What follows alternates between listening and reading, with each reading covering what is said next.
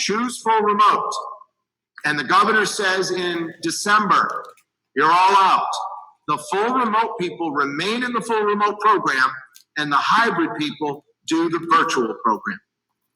And I need people to be very clear with that. I will say it again. In-person is in-person. If you choose hybrid, it's a combination of in-person and virtual learning, 100% done by Fairhaven Public School teachers.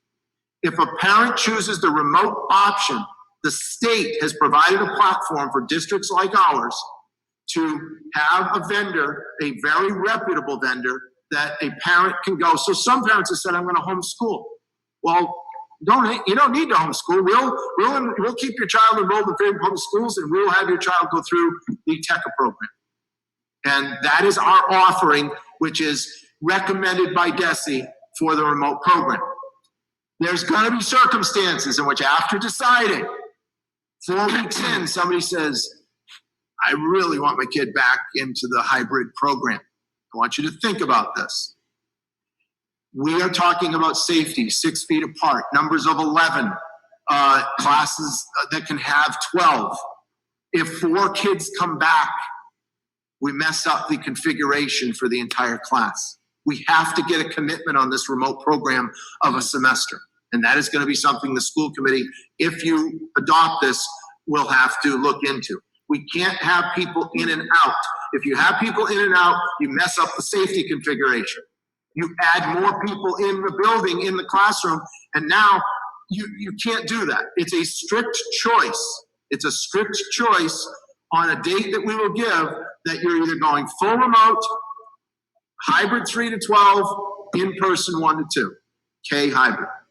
So Dr. Ballmer, yes. Just to be clear, when you say semester, if they make that choice, then they will remain with that choice until, so the semester divides the year in half, essentially. Right, or yes. not quite, but you January through date. Christmas. I've got it at the bottom. I'll read it clearly. I apologize. In order to comply with the health and safety requirements, again, it's about health and safety. The Fairhaven Public School District shall establish a policy that sets a reasonable transition period to plan for the transition of a student from a remote to an in-person hybrid learning. This transition will only take place at the end of the semester, January 2021. Thank you.